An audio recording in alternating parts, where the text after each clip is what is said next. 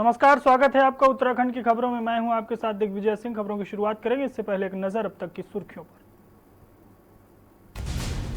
CM Trivendra Singh Rawat का ऐलान, गैरसैंण बनेगी ई विधानसभा, कार्यालयों को भी ई ऑफिस बनाने का फैसला। आपदा प्रबंधन प्राधिकरण की सीएम ने ली बैठक, सीएम ने अधिकारियों को दिए जरूरी दिशा निर्देश, ग्राम सभा लोगों को प्रशिक्षित करने का आदेश। उत्तराखंड बोर्ड की शेष परीक्षाओं की तिथि घोषित, शिक्षा मंत्री ने की घोषणा, 20 जून से 23 जून तक हर हाल में करवाई जाएंगी परीक्षाएं। कैबिनेट मंत्री सतपाल महाराज को हाईकोर्ट का नोटिस, क्वारंटाइन टाइम के उल्लंघन का मामला, हाईकोर्ट ने नोटिस जारी कर 3 सप्ताह में मांगा जवाब। 4 धाम यात्रा की तैयारियों में जुटा बद्रीनाथ मंदिर प्रशासन, होगा सोशल डिस्टेंसिंग का पालन, नियमों के सभी शर्तों पर रखा जाएगा ध्यान। देहरादून में हर गली मोहल्ले को हो रहा सैनिटाइजेशन का काम, सीएम के आदेश के बाद हो रहा सैनिटाइजेशन का काम, नगर निगम के कर्मचारी बखूबी निभा रहे फर्ज। के न्यूज़, खबरों का सारथी। खबरों की शुरुआत करते हैं बड़ी खबर के साथ। डोईवाला उत्तराखंड में शुरू हुई हाथियों की गिनती, 3 दिन तक देहरादून प्रभाग के सभी वन क्षेत्र में होगी गिनती। बड़ी खबर डोईवाला से बता देते हैं आपको, 3 दिन तक देहरादून प्रभाग के सभी वन क्षेत्र में होगी गिनती। टाइगर रिजर्व पार्क की रामगढ़ रेंज में होगी हाथियों की गिनती, लच्छीवाला रेंज के वन क्षेत्राधिकारी ने दी जानकारी। डोईवाला से इस वक्त की बड़ी खबर, उत्तराखंड में शुरू हुई हाथियों की गिनती, 3 दिन तक देहरादून प्रभाग के सभी वन क्षेत्रों में होगी गिनती। टाइगर रिजर्व पार्क की रामगढ़ रेंज में होगी हाथियों की गिनती, लच्छीवाला रेंज के वन क्षेत्राधिकारी ने मामले की जानकारी दी है। उत्तराखंड में शुरू हुई हाथियों की गिनती, 3 दिन तक देहरादून प्रभाग के सभी वन क्षेत्र में गिनती की जाएगी। टाइगर रिजर्व पार्क की रामगढ़ रेंज में होगी हाथियों की गिनती।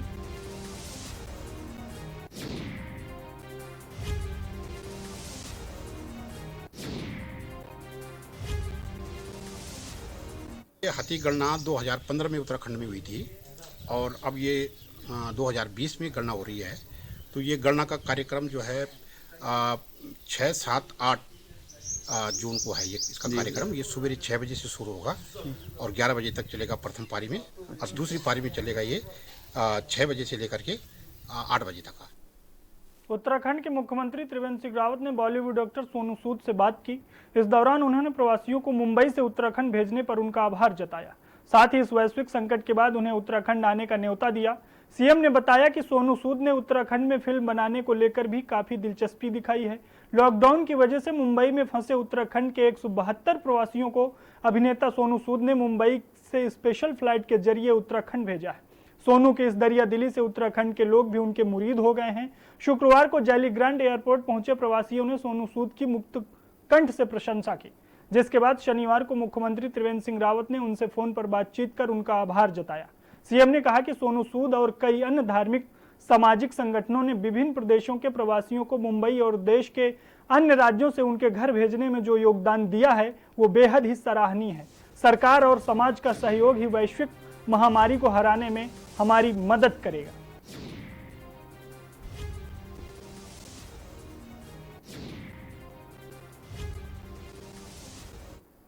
मुख्यमंत्री त्रिवेंद्र सिंह रावत ने मुख्यमंत्री आवास में आपदा प्रबंधन प्राधिकरण की बैठक ली। मुख्यमंत्री ने अधिकारियों को निर्देश दिए कि आपदा प्रबंधन की दृष्टिगत युवाओं को प्रशिक्षण दिया जाए। ग्राम सभा में भी समय समय पर लोगों को प्रशिक्षित किया जाए। स्कूलों में आपदा प्रबंधन से संबंधित सप्ताह में एक क्लास की व्यवस्था हो।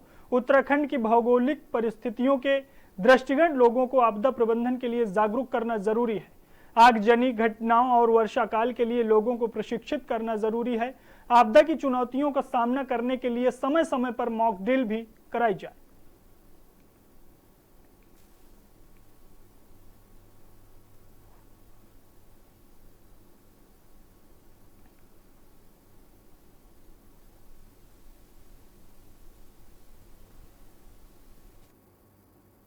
उत्तराखंड के कैबिनेट मंत्री सतपाल महाराज और उनके परिवार के कई लोग संक्रमित हैं, जिसके चलते उनका इलाज चल रहा है। वहीं मंगलौर के भाजपा नेता जमीर हसन अपने समर्थकों के साथ सती वाले पीर पर पहुंचे और वहां पर चादर चढ़ाकर कैबिनेट मंत्री सतपाल महाराज के जल्द स्वस्थ होने की दुआ मांगी। उन्होंने कहा कि इस वक्त पूरा देश और दुनिया कोरोना जैसी बीमारी से जूझ रही है, वहीं हजारों दिलों की धड़कन और उत्तराखंड के काबीना मंत्री सतपाल महाराज भी कोरोना की बीमारी से लड़ रहे हैं, जिसके लिए उन्होंने सती वाले पीर पर चादर चढ़ाकर उनके जल्द स्वस्थ होने की कामना की है।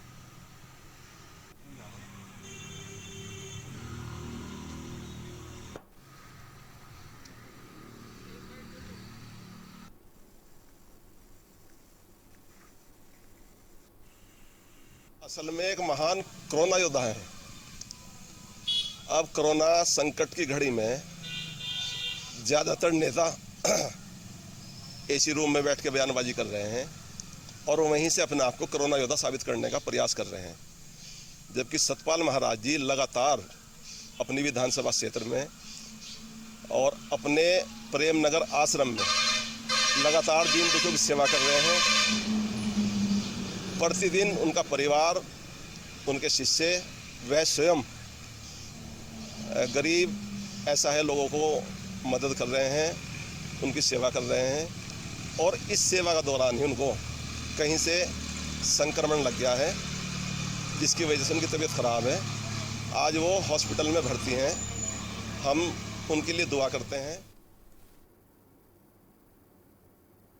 पहाड़ों में रोजाना हो रही बारिश के चलते एक बार फिर भूस्खलन का दौर शुरू हो गया है। बद्रीनाथ यात्रा मार्ग पर लामड़गढ़ स्लाइड एक बार फिर बंद होने का सिलसिला शुरू होने के साथ ही बाधित होना शुरू हो गया है। दशकों से लामड़गढ़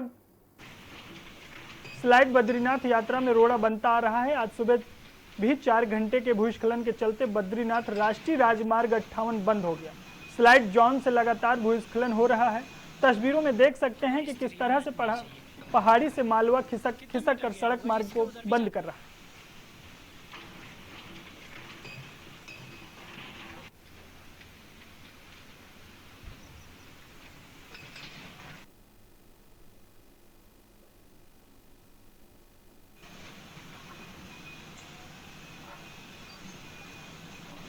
थोड़ा स्थिर हिलना नहीं चाहिए। कितना मीटर गया होगा इसके उधर? सरोवर नगरी नैनीताल में मंडलायुक्त और अध्यक्ष जिला स्तरीय विकास प्राधिकरण अरविंद सिंह हरग्यांकी की अध्यक्षता में ऊधम सिंह नगर जिला विकास प्राधिकरण और नैनीताल जिला विकास प्राधिकरण की बैठक डीडीए सभागार में संपन्न हुई। बैठक में हरग्यांकी ने मानचित्र स्वीकृति की प्रक्रिया को सरल करने और जन समस्याओं के निस्तारण को प्राथमिकता देने के निर्देश अधिकारियों को दिए हैं। बैठक में जनता के हित में निर्णय लिए गए और गैर आवासीय मानचित्र के निस्तारण में आ रही समस्याओं का निराकरण करते हुए उप विभाजन शुल्क के निर्धारण की प्रक्रिया को भी जन उपयोगी और व्यवहारिक किया गया। बैठक में आवासीय और गैर आवासीय मानचित्र स्वीकृति, वाहन पार्किंग के साथ ही शहरों के सौंदर्यीकरण, अवैध निर्माण रोकने के संबंध में विस्तार से चर्चा हुई।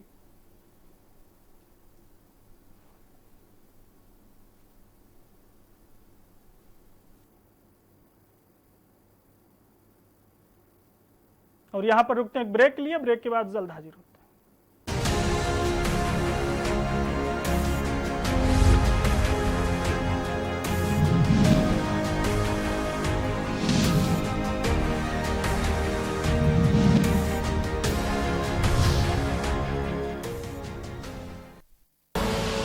आप देख रहे हैं के न्यूज, खबरों का सारथी। घातक वायरस की सबसे तेज इंटरनेशनल अपडेट्स दिखाते हैं। कोरोना पर सबसे भरोसेमंद, संतुलित और संपूर्ण खबर बताते हैं। सत्य और तथ्य के साथ खबर, प्रयोग की प्रामाणिकता पर मोहर। लॉकडाउन में कोरोना पर नॉन स्टॉप कवरेज जारी है। TV9 भारतवर्ष, अब तो सब देख रहे हैं।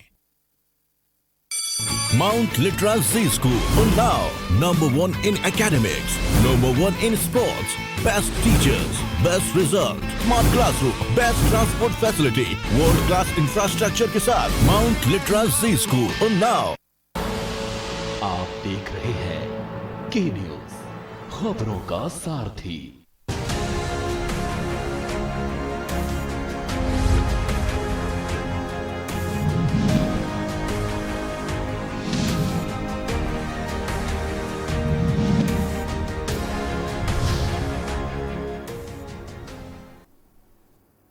ब्रेक के बाद आपका स्वागत है। खबरों में आगे बढ़ते हैं। राजधानी को हफ्ते में 2 दिन बंद रखने के मुख्यमंत्री के आदेश के बाद से लगातार राजधानी को हर एक गली मोहल्ला चौक चौराहे को सैनिटाइजेशन कराने का काम लगातार नगर निगम के कर्मचारी बखूबी कर रहे हैं।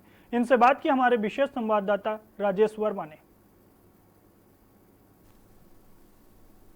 कोविड-19 की लगातार संक्रमित संख्या राजधानी में बढ़ने के बाद जो है अब मुख्यमंत्री द्वारा हफ्ते में 2 दिन पूरे शहर को सैनिटाइजेशन करने का काम लगातार जारी है। आप पीछे देख सकते हैं मेरे कि लगातार जो है नगर निगम की टीमें जो हैं वो इस काम को अंजाम दे रही हैं। गली मोहल्लों से लेकर शहर के तमाम जो इलाके हैं वहां पर सैनिटाइजेशन का काम जो है वो लगातार जारी है और हम इनसे बात करने की भी कोशिश करते हैं कि लगातार सैनिटाइजेशन का जो काम है वो किस तरीके से ये लोग कर रहे हैं। क्या नाम है आपका? संजय।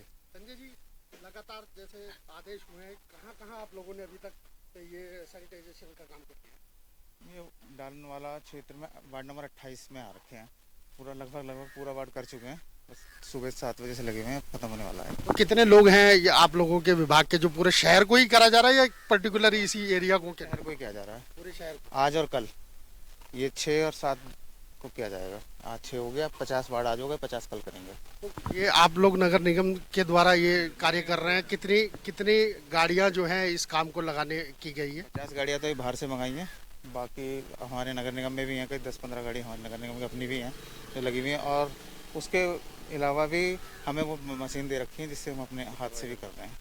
तो यहाँ आप देख सकते हैं कि जो सैनिटाइजेशन का काम है वो लगातार जारी है और नगर निगम की तमाम जो टीम है वो पूरे शहर भर में जो है सैनिटाइजेशन का काम जो है वो कर रही है। कैमरामैन लईक अहमद के साथ राजेश वर्मा, के न्यूज़ इंडिया, देहरादून। नानकमत्ता क्षेत्र के ध्यानपुर गांव में उप प्रधान ने उप जिलाधिकारी को ज्ञापन देकर ग्राम प्रधान पर आरसीसी रोड निर्माण में घटिया सामग्री लगाने का आरोप लगाया है, जिसको लेकर आज उप जिलाधिकारी कार्यालय पहुंचकर ज्ञापन सौंपा। बता दें कि नानकमत्ता क्षेत्र के ध्यानपुर गांव में ग्राम प्रधान द्वारा आरसीसी रोड का निर्माण कराया जा रहा है, जिसको लेकर उप प्रधान ने आरोप लगाते हुए कहा कि ग्राम प्रधान आरसीसी सड़क में घटिया सामग्री का इस्तेमाल कर रहा है और जिसकी शिकायत करने पर ग्राम प्रधान उसके भाई को लगातार धमकियां दे रहा है और मारपीट कर रहा है। बता दें कि जिसको लेकर कुछ दिन पहले आरसीसी की कवरेज करने गए पत्रकारों पर भी ग्राम प्रधान और उसके घर वालों ने हमला कर दिया था, जिसमें पत्रकार घायल भी हो गया था, लेकिन ग्राम प्रधान की दबंगई कम होने का नाम नहीं ले रही है। साथ ही उप ग्राम प्रधान ने आरसीसी सड़क का निर्माण न कराने का भी मांग की ताकि कोई अनहोनी घटना न हो सके।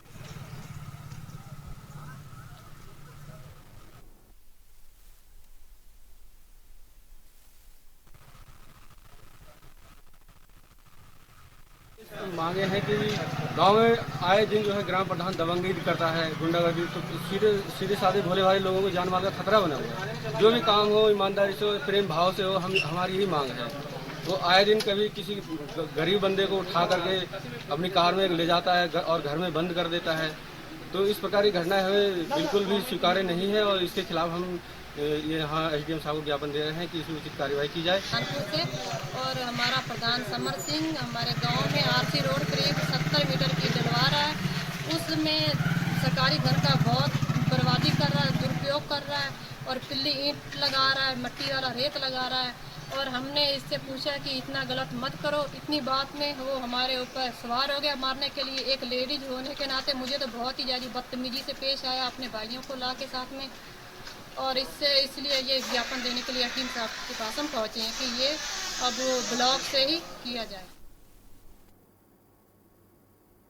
खबर बागेश्वर से है, जहां डीएम के निर्देश पर उप जिलाधिकारी ने जनपद में संचालित हो रहे क्वारंटाइन सेंटरों का निरीक्षण किया, साथ ही व्यवस्थाओं का जायजा लिया। बता दें कि उप जिलाधिकारी ने व्यक्तियों से संवाद कर उनसे फीडबैक भी लिया।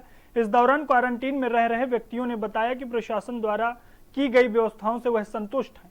बता दें कि क्वारंटाइन सेंटरों में पर्याप्त सुविधाएं उपलब्ध रहें, इसके लिए जिला प्रशासन प्रतिबद्ध है। इसी क्रम में उप जिलाधिकारी बागेश्वर द्वारा ग्रामीण निगरानी समिति के सदस्यों और ग्राम प्रधानों को निर्देश दिए गए हैं कि प्रवासी मजदूरों की सभी सुविधाएं बेहतर रूप से मुहैया कराई जाएं। वहीं चिकित्सा विभाग को निर्धारित एसओपी के अनुरूप चिकित्सकीय परीक्षण करने के निर्देश दिए गए।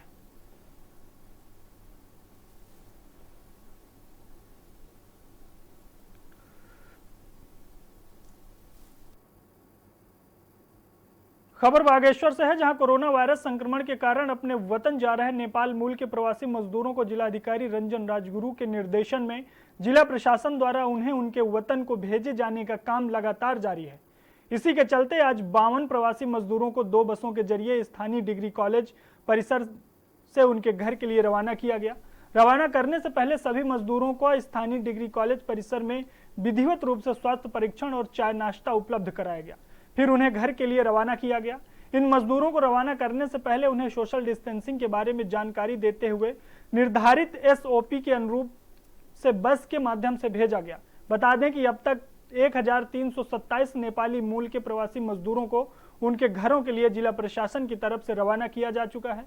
वहीं इस मौके पर incident commander AK John, nodal अधिकारी अनिल चौधरी समेत कई अधिकारी मौजूद रहे।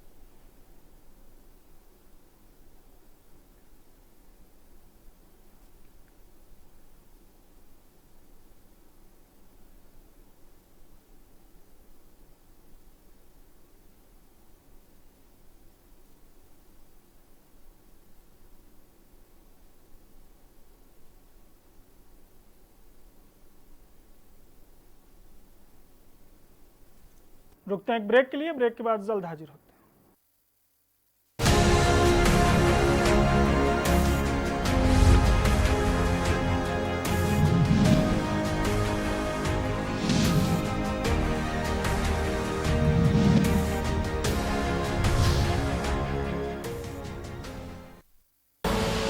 आप देख रहे हैं के न्यूज, खबरों का सारथी।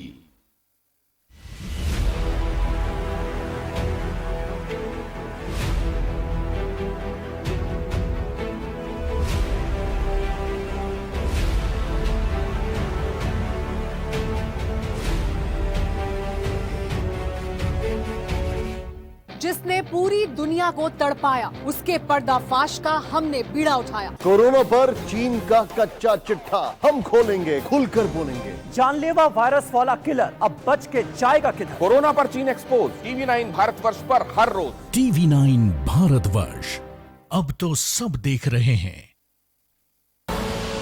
आप देख रहे हैं के न्यूज, खबरों का सारथी।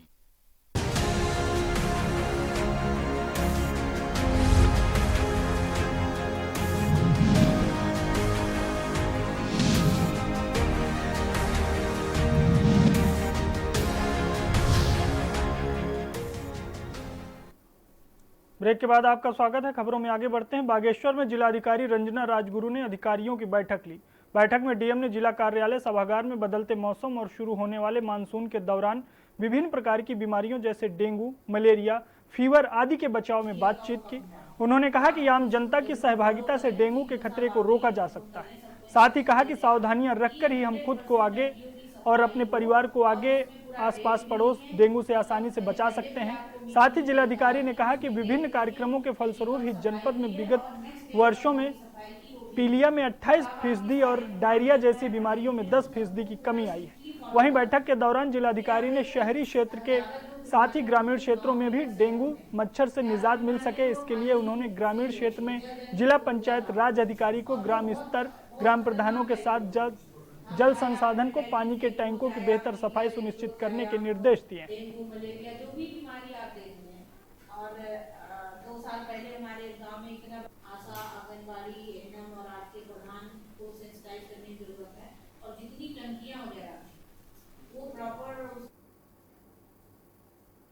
खबर मंगलौर से है, जहां कोतवाली क्षेत्र के लंढौरा चौकी लंबे समय से ट्रैक्टर ट्रॉली चोरी की घटना को अंजाम देने वाले गिरोह का मंगलौर कोतवाली ने खुलासा किया। शातिर चोर ईंट भट्ठे से ईंट भरने वाले ट्रैक्टर ट्रॉलियों को रात में चोरी किया करते थे। गिरोह का खुलासा करते हुए पुलिस अधीक्षक ने बताया कि यह गिरोह लंबे समय से मंगलौर क्षेत्र में ट्रैक्टर ट्रॉली को चोरी करने की घटना को अंजाम दे रहे थे। पुलिस ने चोरों की निशानदेही पर 3 ट्रॉलियों को भी बरामद किया है। पुलिस ने तीनों चोरों के खिलाफ कार्रवाई करते हुए जेल भेज दिया।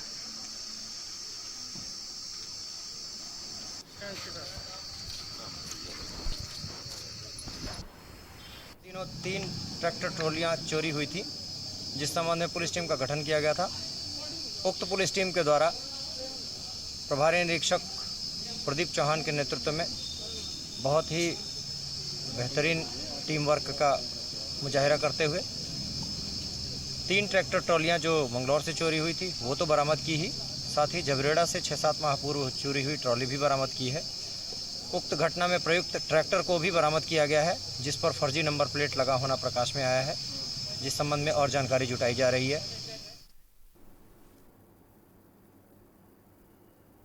एक और लॉकडाउन कोरोना महामारी से बचने के लिए कारगर साबित हुआ है, तो वहीं लॉकडाउन में पैसे की तंगी ने अब क्राइम का ग्राफ बढ़ा दिया है। जहां लॉकडाउन से क्राइम पर ब्रेक लग गया था, जैसे ही लॉकडाउन में ढील दी गई वैसे ही क्राइम का ग्राफ बढ़ने लगा है। 1 जून को देर रात्रि पेट्रोल पंप पर हुई लूट में पुलिस को कामयाबी हासिल हुई है, जहां पुलिस ने लूटे गए रुपए और 4 आरोपियों को गिरफ्तार करते हुए अन्य घटना में उपयुक्त सामान बरामद किया है। आपको बता दें कि 31 मई की देर रात्रि आधी रात के बाद बाजपुर रामराज फार्म ग्राम NN टोपा में हरियाणा के पूर्व सीएम भूपेंद्र सिंह हुड्डा के सगे भतीजे हरेंद्र हुड्डा का पेट्रोल पंप पर अज्ञात लुटेरों ने लूट की घटना को अंजाम दिया था। रविवार देर रात बाइक पर सवार 3 नकाबपोश लुटेरे ने कर्मचारी से 200 रुपए का पेट्रोल डालने के बहाने कर्मचारियों को बंधक बना लिया और बंधक बनाने के बाद लूट की घटना को अंजाम दिया, जिसमें तेल डालने के बाद इन लोगों ने तमंचे की बट से सईद अहमद के सिर पर ताबड़तोड़ हमला कर दिया। पुलिस CCTV कैमरे के आधार पर अपनी छानबीन शुरू कर दिया, जिसमें पुलिस ने 4 टीम का गठन कर कामयाबी हासिल की।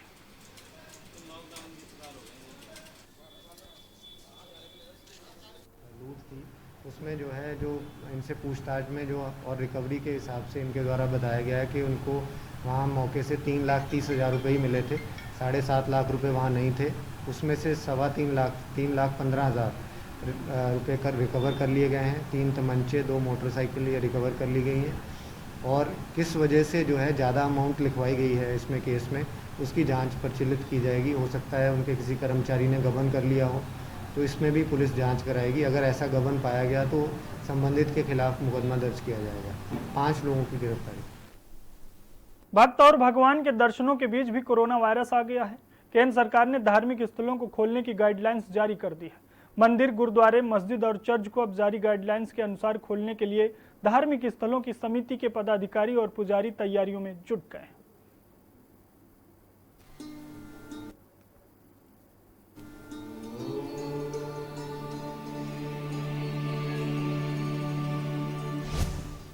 मंदिर, मस्जिद, गुरुद्वारे हो रहे तैयार।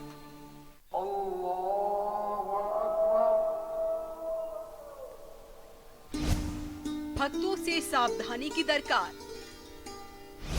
मंदिरों में सोशल डिस्टेंसिंग के लिए लगे गोले। गुरुद्वारों में लंगर की जगह मास्क बटेंगे।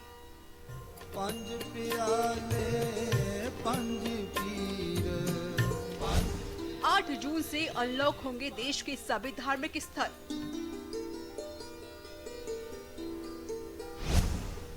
मंदिर, मस्जिद में करना होगा नियमों का पालन। भक्त और भगवान के दर्शनों के बीच भी कोरोना वायरस आ गया है। केंद्र सरकार ने धार्मिक स्थलों को खोलने की गाइडलाइंस जारी कर दी है। मंदिर, मस्जिद, गुरुद्वारे और चर्च को अब जारी गाइडलाइंस के अनुसार खोलने के लिए धार्मिक स्थलों की समिति के पदाधिकारी व पुजारी तैयारी में जुट गए हैं। बता दें कि लॉकडाउन के चलते 20 मार्च से सभी धार्मिक स्थल बंद हैं।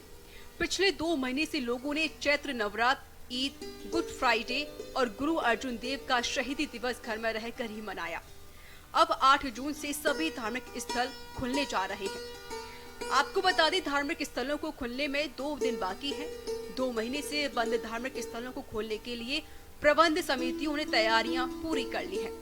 तो ये निवेदन किया है या आग्रह किया है कि कोई भी मंदिर में जाकर के किसी चीज़ को नहीं छुए। एक तो मूर्तियों को टच नहीं करे, पहली बात। दूसरी बात, जो घंटे हम लोग बजाते हैं वो घंटों को हमने कपड़े से जो है, लाल कपड़ों से जो है सबको बांध रखा है, कोई उनको नहीं।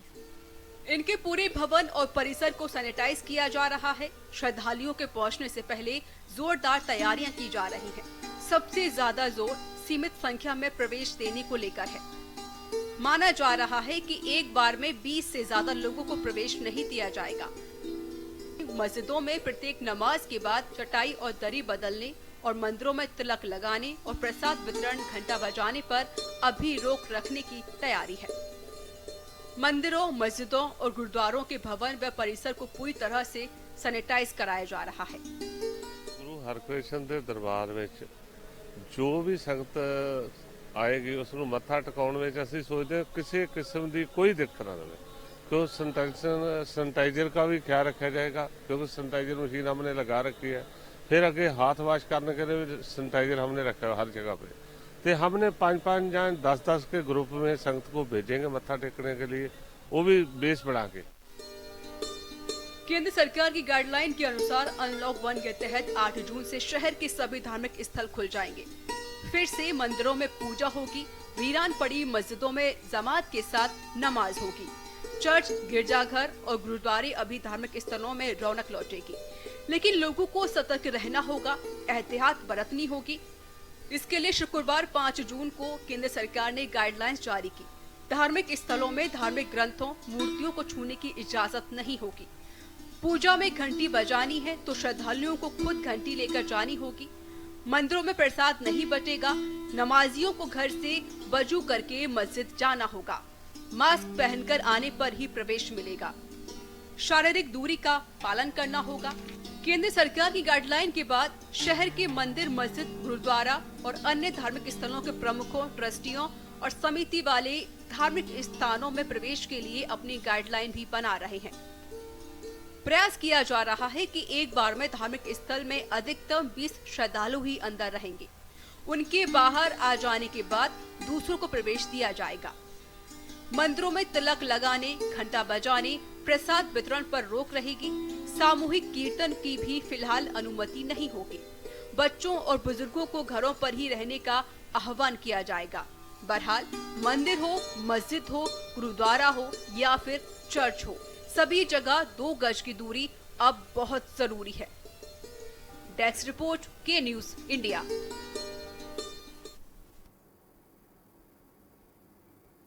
उत्तराखंड की खबरों में फिलहाल इतना ही। आप देखते रहिए के न्यूज। नमस्कार।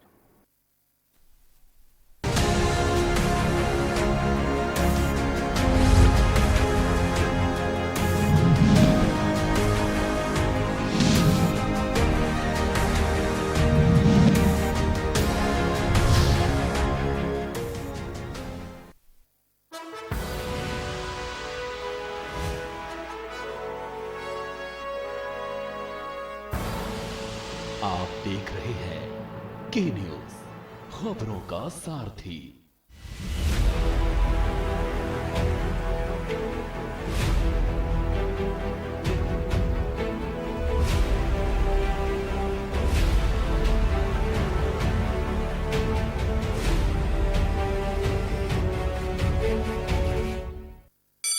Mount Litra Z School, Unnao, #1 in academics, #1 in sports, best teachers, best result, smart classroom, best transport facility, world class infrastructure के साथ Mount Litra Z School, Unnao।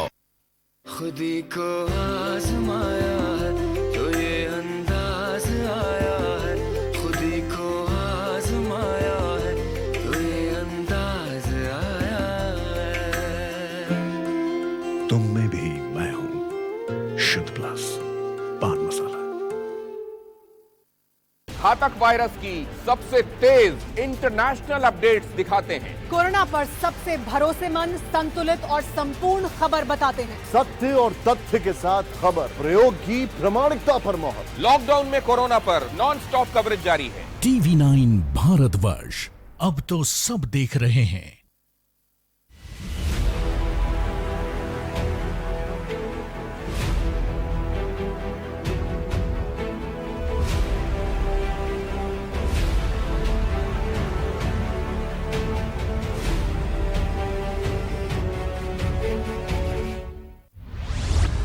Cable operators जो पहुंचाते हैं आप तक हमारी हर बात, सजगता और समझदारी जिनकी है पहचान, जो है कोरोना योद्धा, जो है जिम्मेदार।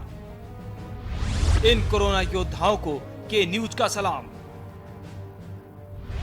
आप हैं तो हम हैं, आपके बिना हम कुछ नहीं। देश भर के केबल ऑपरेटर्स कोरोना योद्धाओं का के न्यूज की तरफ से हार्दिक अभिनंदन।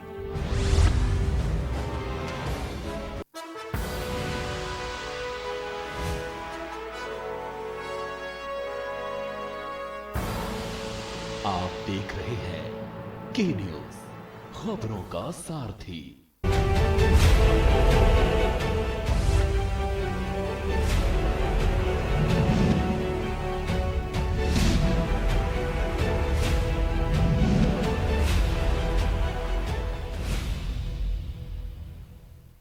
नमस्कार, हमारा उत्तर प्रदेश में आपका स्वागत है। मैं हूं आरिश अज़हर।